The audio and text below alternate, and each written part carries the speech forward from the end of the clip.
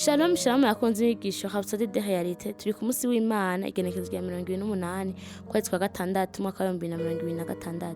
Je muri kumwe Adel Ange inamugisha. Ijambo twishimikiza uyu munsi, impwemu yawe ifise ukwibuka gutunganye gose.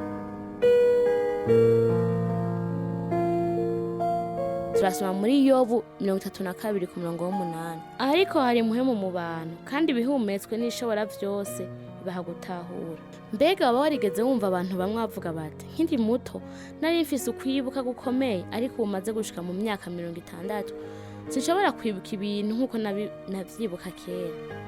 Ntukigere uvuga gutyo nimba uri umukristo, kwibuka kwawe nyakuri ntikubikwa mu bwonko bwawe, kubikwa mu mpwemu yawe. Inkuru umwami Yesu yavuze kuri Lazaro n'umugabo w'umutunzi irabigaragaza. Bibiliya ivuga ko Lazaro amaze gupfa, abamarayika bamujanye mu gituza ca Aburahamu. Ntibajanye umubiri wiwe, ahubwo bajanye impwemu yiwe. Hanyuma Bibiliya ivuga ko uwo mutunzi nawe yapfuye, arahambwa, maze yugurura amaso yiwe ari kuzimu. Umubiri wiwe wari wasigaye kw'isi, ariko impwemu yiwe yari izi neza ibera ikuzimu. Ikuzimu uwo mutunzi yarashobora kubona, kwiyumvira no kumenya Lazaro. Yaravuze kandi arasaba ko Lazaro yorungikwa akamuzanira amazi.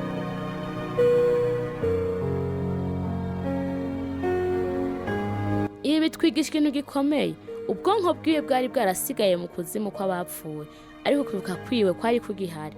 Yarashobora kwibuka vyose. Ivyo vyerekana ko kwibuka kwawe nyakuri kutava mu bwonko bwawe, kuba mu mpwemu yawe. Impwemu yawe ifise ubushobozi bwo kwibuka neza, kandi yashobora kwibuka vyose. Yari yarapfuye kandi yarahambwe, ariko yaragifise ukwibuka kwiwe kose n'ubwenge bwiwe bwuzuye. Ivyo bisigura ko kwibuka kurengeye ubwonko. Yari yarapfuye, yarahambwe kandi yari mu kuzimu. Aburahamu yavuze ati, mwana ibuka ko wakiriye ivyiza vyawe ukiriyo, na Lazaro nawe yakiriye imibabaro, ariko ubuwe arahozwa nawe uri mu mibabaro. Nubizirikane neza. Ivyo vyerekana ko kwibuka ari igice c'impwemu. Nico gituma udakwiye kwigera uvuga ati naravyibagiye. Kuraho iyo mvugo mu mvugo yawe ya misi yose. Ntukavuga uti muri iyi misi ndibagira cane, canke ukwibuka kwanje kwaragabanutse. Oya, wowe uri kiremwa c'impwemu, kandi impwemu ntigera yibagira. Uko woba ungana kose mu myaka, impwemu yawe ntisaza, ntiyononekara kandi ntitakaza ubushobozi bwayo. Impwemu yawe ni nzima, iravyutse kandi yuzuye ubushobozi buva ku Mana. Baho ukoresheje impwemu yawe kandi wishimire kwibuka kwayo gutunganye.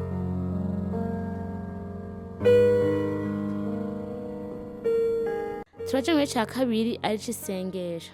Turatura ngo Data nkunda wo mwijuru, ndagushimiye ko wafunguye ubwenge bwanje kugira ngo nsobanukirwe ukuri n'ubushobozi bw'impwemu yanje. Nkora nkiri mu mpwemu yanje kandi ukwibuka kwanje kurakomeye, kuratunganye kandi kurakora neza. Ndi maso, mfise ukwibuka gutunganye mu izina rya Yesu. Amen.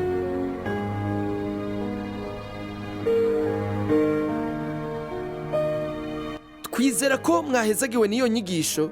Turabatumira kugira Yesu Kristo umwami w'ubuzima bwanyu mu gusenga gutya. Mwami Imana, ndizera n'umutima wanje wose muri Yesu Kristo, umwana w'Imana nzima. Ndizera ko yapfuye ku bwanje kandi ko Imana yamuzuye mu bapfuye. Ndizera ko ari muzima uyu munsi. Ndatuye n'akanwa kanje ko Yesu Kristo ari umwami w'ubuzima bwanje kuva uyu munsi. Biciye kuri we no mu izina ryiwe, mfise ubuzima budahera, ndi icaremwe gishasha. Ndagushimiye mwami ko kijije umushaha wanje, ubu ndi umwana w'Imana. Aleluya! Turagukeje, ubu uri umwana w'Imana. Ukeneye impanuro zo gukura nk'umukristo, twakure kuri 61 40 ubusa 14.